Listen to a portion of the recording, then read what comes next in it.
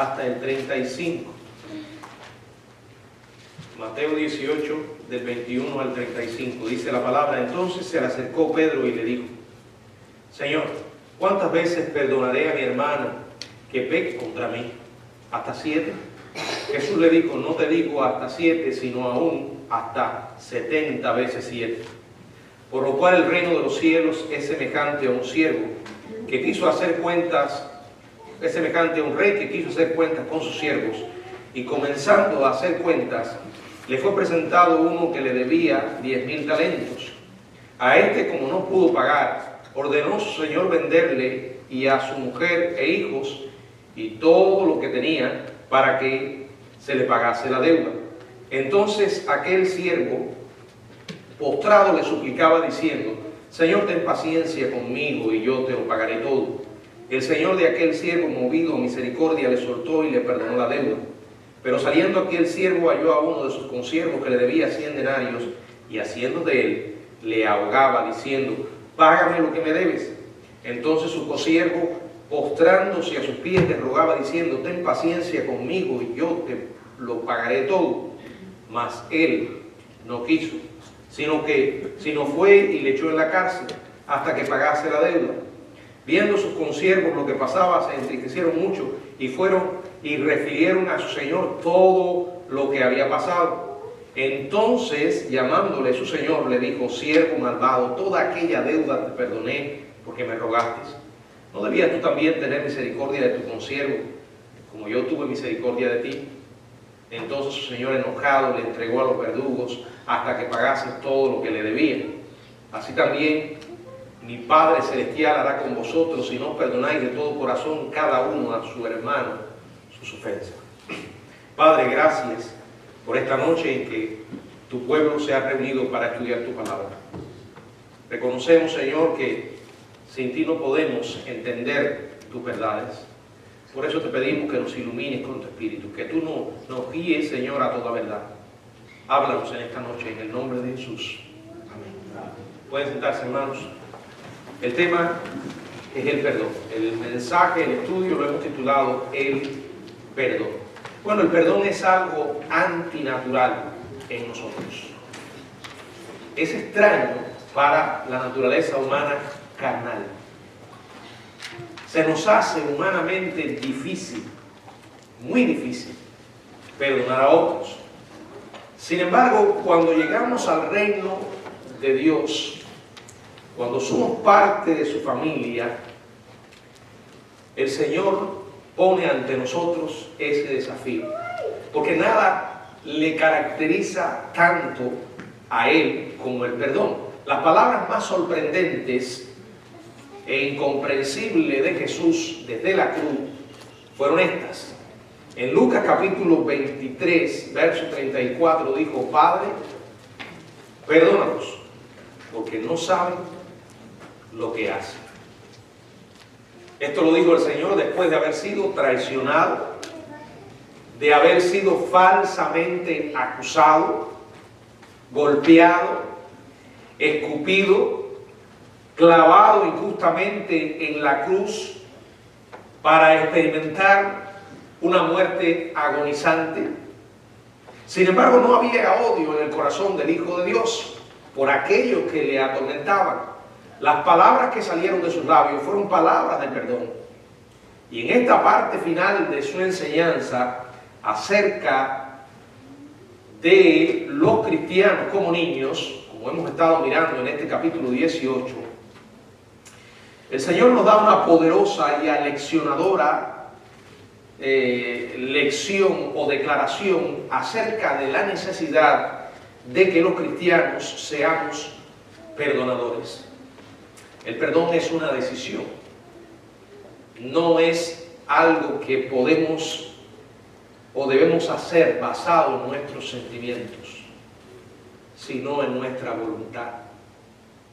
No podemos tomarlo como una emoción o basar el hacerlo en una emoción, porque ustedes conocen que el Señor enseña aún el amor hacia los enemigos y el perdón hacia alguien que nos ha dañado. Humanamente eso es, repito, muy difícil, para no decir imposible, ¿verdad? Que también lo puede ser, o lo es. Vamos a ver varios aspectos en este capítulo, en este pasaje, sobre el tema del perdón. En primer lugar, la pregunta que hacen acerca del perdón. ¿Quién la hace? Pedro, ¿verdad? En el verso 21 dice la palabra: entonces se le acercó Pedro y le dijo: Señor, ¿cuántas veces perdonaré a mi hermano que peque contra mí? ¿Hasta 7? Bueno, Pedro, de manera admirable, personaliza la enseñanza de Jesús. Y la primera pregunta al discípulo fue acerca de su responsabilidad. Él sabía que tenía una responsabilidad. Jesús lo había enseñado, había hablado sobre esto. Y ahora él hace la pregunta: ¿cuántas veces, dice él, perdonaré? O sea, está hablando acerca de su responsabilidad. ¿Cuántas veces perdonaré a mi hermano que peque contra mí? Él emplea aquí las palabras mi hermano. Y esto establece claramente que él está hablando acerca de otro creyente, representado por sí mismo, perdonando a otros creyentes. La pregunta de Pedro en realidad era esta: ¿hay un límite al perdón? Supongamos que una persona comete un agravio y se arrepiente. Debe ser perdonada y restaurada algunas veces. Sin embargo, ¿qué pasa si cae continuamente en pecado una y otra vez? Eso era lo que estaba preguntando Pedro. ¿Cuántas veces le debo perdonar? Bueno, él quiso ser magnánimo, generoso.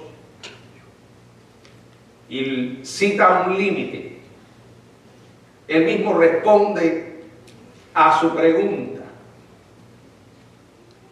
con otra pregunta: ¿hasta 7?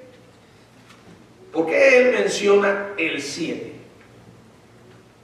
Bueno, el 7 era más del doble de lo que permitía la tradición judía, porque Pedro pensó que estaba siendo muy generoso. Los rabinos citaban varios versículos que están en el libro de Amós, por ejemplo. No lo vamos a leer, pero allí en Amós capítulo 1, verso 3, en Amós capítulo 6, en el capítulo 1, verso 3, en el verso 6, en el verso 9, en el verso 11, en el verso 13. Ellos pensaban que dado que Dios había perdonado 3 veces a los enemigos de Israel, pensaban que pasarse de 3 veces era presuntuoso y además innecesario. Entonces, ¿qué hace Pedro? Él dobla la cantidad, la dobla y se va un poco más, ¿verdad? En comparación con la tradición judía, eso era algo muy generoso. Y sin duda se basaba en la comprensión de Pedro de que el Señor había enseñado acerca de eso, siendo un Señor compasivo, siendo un Señor misericordioso. Y al darse cuenta que la compasión de Jesús, en contraste con el legalismo de los escribas y fariseos, era mucho mayor, duplica el estrecho límite de ellos para perdonar y agrega una vez más, por si acaso. Por eso en vez de 13 dice 7. O sea, lo dobla y pasa en una. Y en su mente pensaba: esto es algo bastante generoso. ¿Qué le dice el Señor? Aquí el Señor le va a responder hablándole acerca del límite al perdón, del alcance del perdón. Verso 22. Jesús le dijo: no te digo hasta 7, sino aún hasta 70 veces 7. Pedro tenía una mentalidad humana y como tal estaba pensando en términos medibles, calculables, en los términos limitados de la ley, no en términos incalculables e ilimitados de la gracia. Recuerden que la ley lleva cuentas, la gracia no. Por eso Jesús le dice, no te digo hasta 7, sino aún hasta 70 veces 7. Hermanos, lo que tenemos que tener en cuenta es que Jesús no está extendiendo el límite legal del perdón. Aquí Jesús no está hablando absolutamente de ley ni de límites. Aun cuando Pedro le está preguntando acerca de límites, el Señor no le responde de esa manera. Cuando Pedro dice 7, repito, estaba pensando en los términos medibles y limitados de la ley. Y el Señor le dice, 70 veces 7. ¿Cuánto es 70 veces 7? Dígalo. 490. Bueno, si uno saca el cálculo y se pone a analizar, diría, bueno, 490 veces perdonar a alguien es bastante. Pero Jesús no estaba tratando de transmitir un número, no estaba tratando de enseñar acerca de un número, no se estaba refiriendo a 490 veces. Simplemente lo que Jesús está enseñando, una cantidad que en la práctica estaba más allá de toda cuenta. En otras palabras, el cristianismo no mantiene registros. Un cristiano verdadero no lleva cuentas. El Señor dice que tenemos que tener un corazón perdonador. Y no es una opción, es un mandato. Perdona la 100ª ofensa o la 1000ª con la misma facilidad y misericordia que la primera, porque esa es la manera en que hemos sido perdonados por Dios.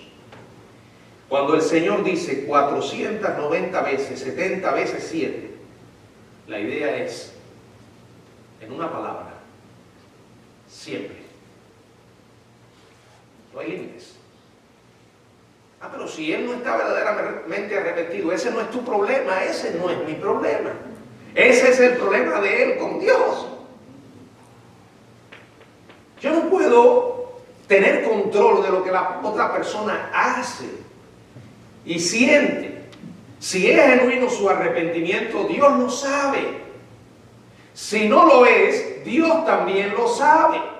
La cuestión del perdón es que si decidimos no otorgarlo, la Biblia habla de verdugos, y yo siempre he dicho que negarnos a perdonar es como cuando decidimos tomarnos un frasco de veneno y esperamos que sea el otro el que se muera. No, el perdón, o sea, la negativa a perdonar nos daña a nosotros, daña nuestra vida. Él pone un ejemplo para ilustrar un poco más el asunto. Y están los versículos del 23 al 35. Es una historia de dos deudores. Fue contada para ilustrar el perdón que los cristianos tenemos que otorgar. Y que está basada en la motivación que produce el pensar, el perdón que hemos recibido. En otras palabras, que cuando nos sintamos rebeldes para otorgar el perdón a otros, nos pongamos a pensar el gran perdón que Dios nos ha dado. Vamos a leer la historia, por favor. Si alguien puede leer todo el pasaje del 23 al 35, se lo voy a agradecer. Alto. Por lo cual el reino de los cielos es semejante a un rey que quiso hacer cuentas con sus siervos, y comenzando a hacer cuentas, le fue presentado uno que le debía 10.000 talentos. A este, como no pudo pagar, ordenó su señor venderle y a su mujer e hijos y todo lo que tenía para que se le pagase la deuda. Entonces aquel siervo, postrado, le suplicaba, diciendo: Señor, ten paciencia conmigo y yo te lo pagaré todo. El señor de aquel siervo, movido a misericordia, le soltó y le perdonó la deuda. Pero saliendo aquel siervo, halló a uno de sus consiervos que le debía 100 denarios, y haciendo de él, le ahogaba, diciendo: Págame lo que me debes. Entonces su consiervo, postrándose a sus pies, le rogaba, diciendo: Ten paciencia conmigo, y yo te lo pagaré todo. Mas él no quiso, sino fue y le echó en la cárcel hasta que le pagase la deuda. Viendo sus consiervos lo que pasaba, se entristecieron mucho y fueron y refirieron a su señor todo lo que había pasado. Entonces, llamándole su señor, le dijo: Siervo malvado, toda aquella deuda te perdoné porque me rogaste. ¿No debías tú también tener misericordia de tu consiervo como yo tuve misericordia de ti? Entonces su señor, enojado, le entregó a los verdugos hasta que le pagase todo lo que le debía. Así también mi Padre Celestial hará con vosotros si no perdonáis de todo corazón cada uno a su hermano sus ofensas. Gracias, hermano. Bueno, este es el ejemplo del perdón. Jesús presenta esta historia, esta parábola, declarando que se trata del reino de los cielos, en cuya verdadera ciudadanía solo estamos los creyentes. Y comienza con estas 3 palabras: por lo cual. Esta es una historia que Jesús está contando como una respuesta directa, recuerden, a la pregunta que Pedro había hecho con relación a cuántas veces debía perdonar un hermano. En el verso 21 que estamos mirando: Señor, ¿cuántas veces perdonaré a mi hermano que peque contra mí? ¿Hasta 7? Y entonces Jesús, para explicarle lo que acababa de decirle en el verso 22, y por eso es que decimos que 70 veces 7 significa siempre, él cuenta esta historia de 2 deudores. En la parábola Jesús presenta la actitud de Dios y lo representa como un rey con relación al perdón de sus súbditos o siervos. Todos los ciudadanos del reino antiguo eran siervos, porque le debían al rey una absoluta lealtad, porque el rey era el hombre que tenía el poder sobre la vida y sobre la muerte de ellos. También dentro de los siervos estaban los nobles, pero estos nobles eran tan siervos del rey como los sirvientes. Un rey solía nombrar gobernadores sobre las varias provincias de su reino. Y la principal responsabilidad de estos gobernadores era recaudar impuestos a nombre del rey. Quizás fue con relación a este asunto, con relación a tales impuestos, que el rey decidió llamar a sus siervos para hacer cuentas. Y el hombre que le debía, dice, 10.000 talentos al rey, probablemente era un funcionario que estaba en esto de recaudar impuestos. En cualquier caso, se trataba de un individuo que le debía a su rey una enorme cantidad de dinero. La ocasión era tal vez la fecha regular y periódica que el rey establecía para reunirse con los gobernadores y hacer cuentas de su trabajo. Y así como en el verso 22, la frase 70 veces 7 representa una cantidad ilimitada de tiempo, aquí dice que este hombre le debía al rey ¿cuánto? 10.000 talentos.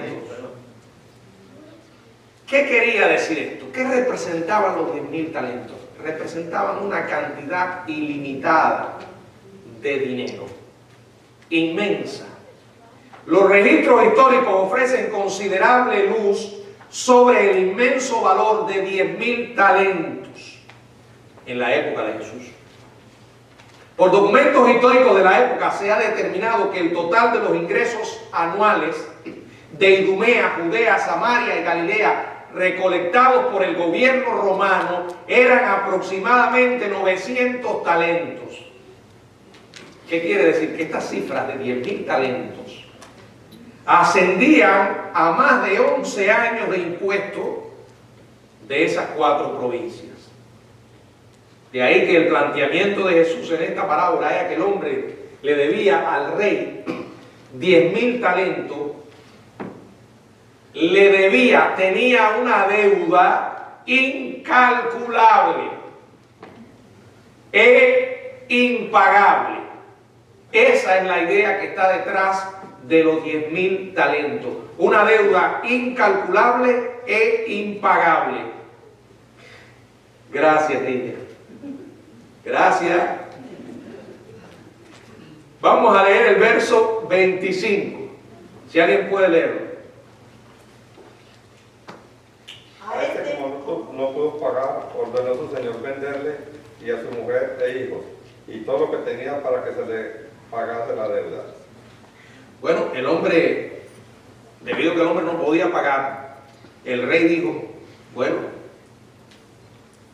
vamos a venderte, vender a tu mujer, vender a tus hijos, a todo lo que tienes, para que pagues la deuda. Fíjense, el hombre no solo malversó lo que le pertenecía al rey, sino que lo consumió en sí mismo hasta no quedar nada.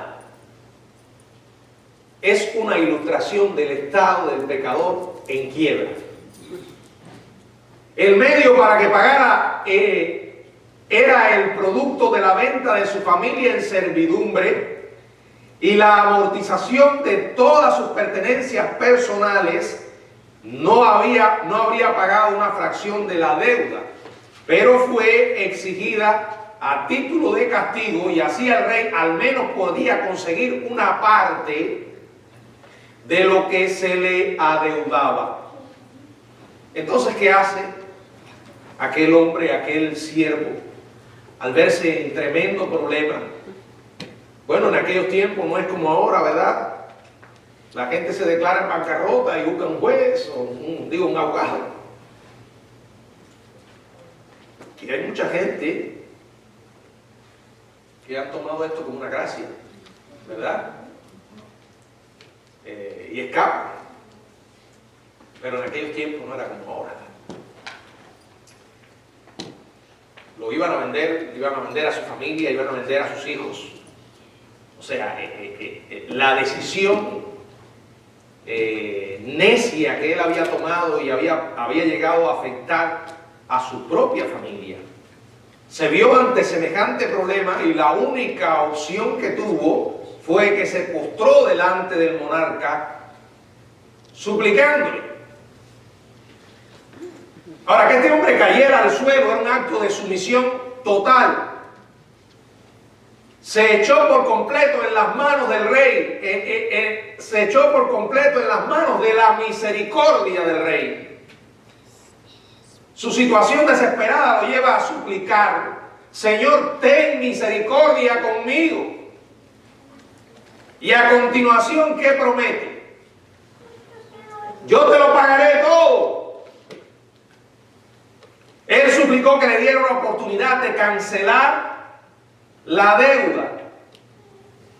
Al contrario, el señor de aquel siervo, ¿qué hizo? Le dice la palabra, movido a misericordia. La gracia es que Dios nos da lo que no merecemos. Misericordia es que Dios no nos da lo que sí merecemos.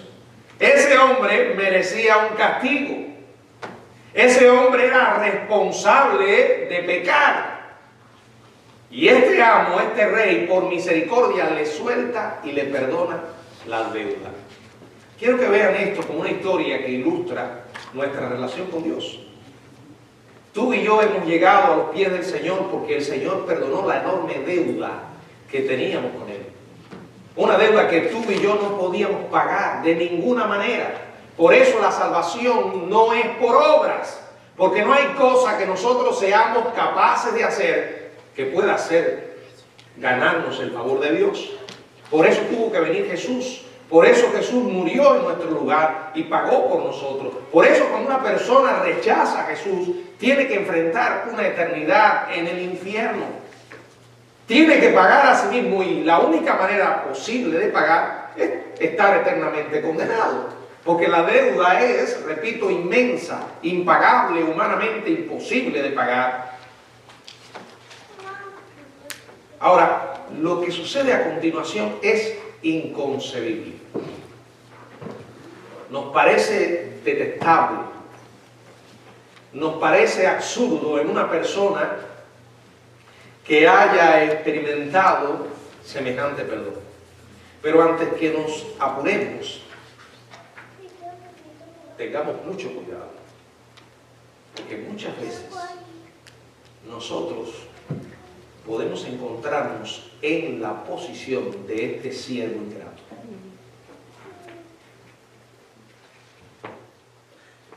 Dice el verso 28, pero saliendo aquel siervo, halló a uno de sus consiervos que le debía 100 denarios y haciendo de él le ahogaba diciendo, págame lo que me debes.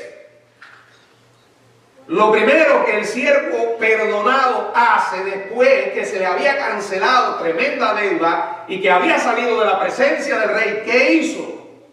Fue a buscar a uno de sus consiervos que le debía un poco de dinero y a exigirle con violencia el pago de una miseria en comparación con la enorme cantidad de dinero que él mismo se le acababa de perdonar.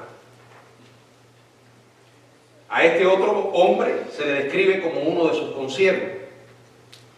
Se le representa como un hermano en la fe. Y el principio que Jesús enseña tiene que ver con la relación entre nosotros y más allá de nosotros. Aunque los cristianos debemos perdonar a todo el mundo, en este caso habla de nuestra relación unos con otros, porque son consiervos, sirven al mismo rey. Quiero ahora que le preste atención a la cantidad que este hombre le debía. 100 denarios. ¿Y cuánto era lo que él debía? 10.000 talentos. ¿Qué eran 100 denarios? Representaban el salario de 100 días para un trabajador común. Una cantidad ínfima en comparación con la cantidad que él debía de 10.000 talentos. En vez de ser un reflejo de la compasión del rey y otorgar la misma gracia y el mismo perdón que él había recibido, este hombre hizo todo lo contrario. Confrontó a este consiervo, le habló allí, haciéndole de él, dice la palabra, le ahogaba y le decía, págame lo que me debes. Dicen que no era raro para un acreedor agarrar por el cuello a un deudor hasta hacerlo sangrar por la nariz. Este tipo de comportamiento parece impensable e incluso extraño. Y es difícil de creer que alguien pueda actuar de ese modo. Nos molestamos, leemos la historia y decimos, oh, qué ingrato. Se despierta nuestra indignación como se despertó la indignación de David ante la historia que le contó Natán, cuando le fue a confrontar de aquella corderita que un hombre tomó teniendo muchas, pero le llevó la corderita al vecino y la mató. Y ahí David se llenó de indignación y dijo que ese hombre debía pagar lo que hizo. Y Natán le dijo, ese hombre eres tú. Es muy fácil a veces usar la posición de espectador y juzgar el espectáculo que otro hace. Pero muchas veces nosotros actuamos así, ya lo dije, cuando nos negamos a otorgar un perdón. Que los cristianos no estemos dispuestos a hacer esto es impensable y extraño. El funcionario le suplica con las mismas palabras que él había empleado delante del rey. ¿Qué le dice? En el verso 26, Señor, le había dicho al rey, ten paciencia conmigo que yo te lo pagaré todo. Y aquel siervo le dice en el 29, el consiervo en el 29, ten paciencia conmigo, que yo te lo pagaré todo. Y de pronto, el 30 dice, mas él no quiso, sino que fue y le echó en la cárcel hasta que pagara la deuda. ¿Cómo es posible? ¿Cómo es posible si acababa de recibir semejante perdón? Alguien dijo que eso era una monstruosidad moral, por no hablar de que era además una majadería, porque el hombre estando en la cárcel no podía pagar el dinero de la deuda. O sea, tal falta de perdón no solo era moralmente impensable y rara, sino también irracional.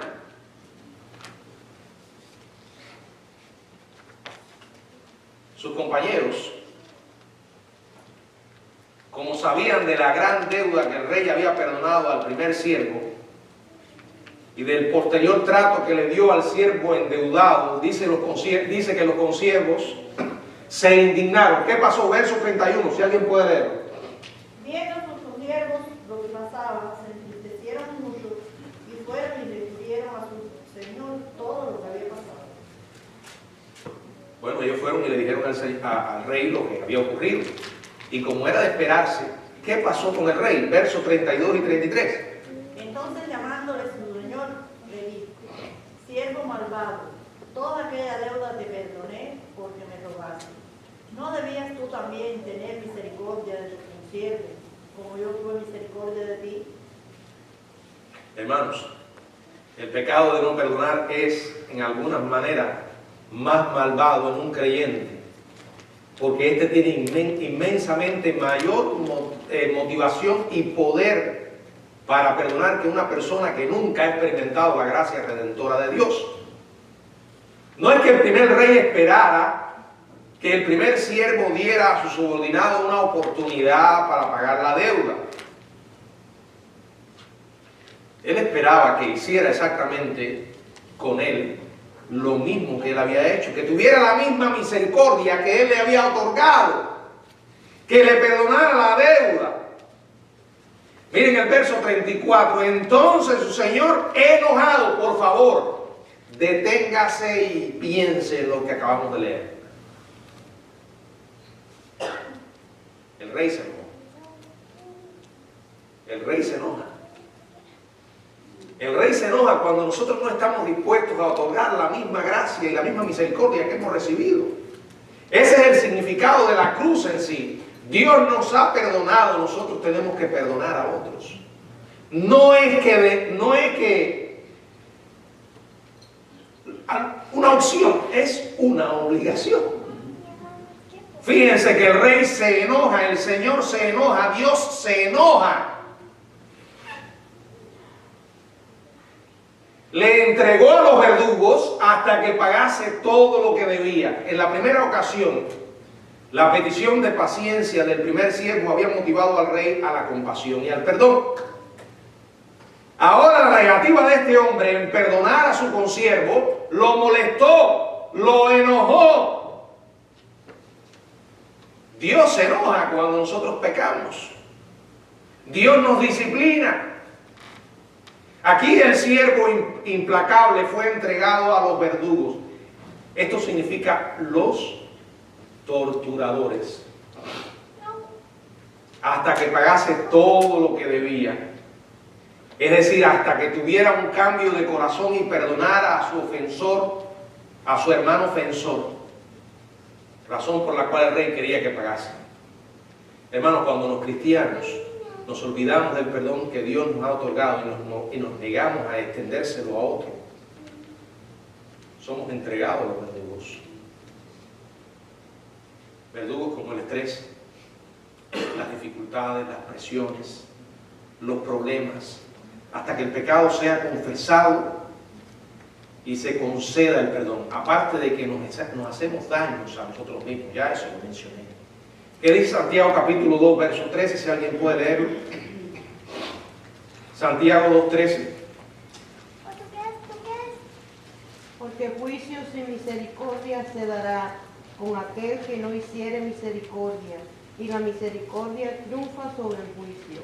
Si no eres capaz de mostrar misericordia, esa misma falta de misericordia la vas a recibir. Y dice la palabra, la misericordia triunfa sobre el juicio. Y eso es lo que el Señor declara como el propósito de la parábola. Así también mi Padre Celestial hará con vosotros si no perdonáis de todo corazón cada uno a su hermano sus ofensas. El creyente implacable, vosotros, satisfará a Dios solo al ofrecer su propio perdón a quienes han pecado contra Él, específicamente al hermano. En Mateo capítulo 5, verso 7, dice la palabra de Dios, bienaventurados los misericordiosos, porque ellos alcanzarán misericordia. Y dice la palabra que el perdón debe ser de todo corazón. ¿Qué quiere decir? Genuino. Genuino, que ofrezcas la misericordia a hermanos incluso que te han agraviado reiteradamente.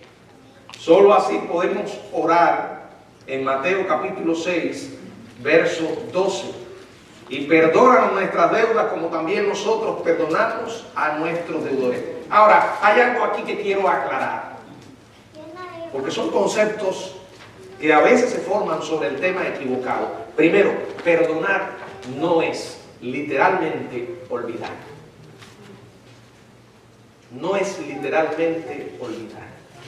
No es una especie de amnesia que usted padece, donde se le saca del disco duro la experiencia desagradable.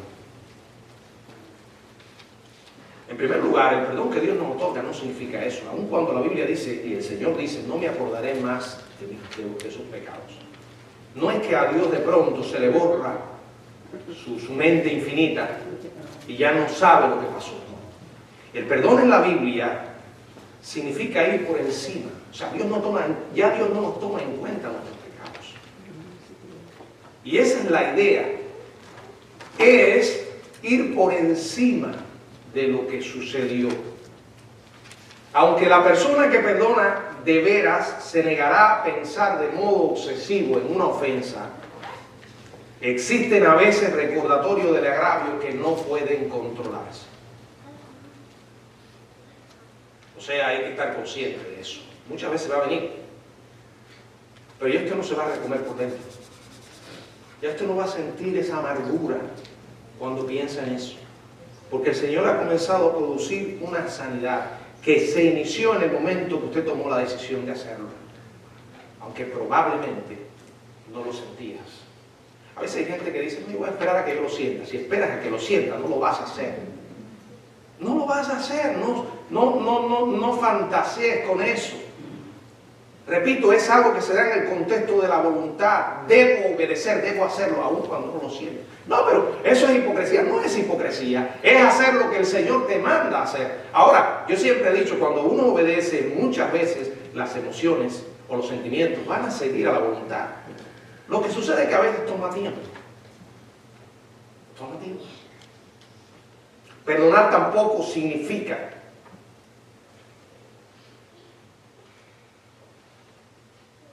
dispensar el agravio pecaminoso. Si alguien ha hecho un pecado contra ti, el pecado siempre va a ser pecado. Y el amor y la misericordia nunca tratan de hacer el pecado algo que no es. Bueno, aquí hay temas por donde podríamos seguir cortando la tela, ¿no?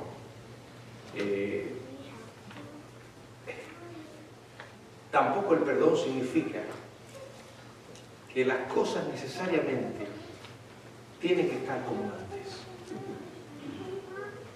Tampoco es eso.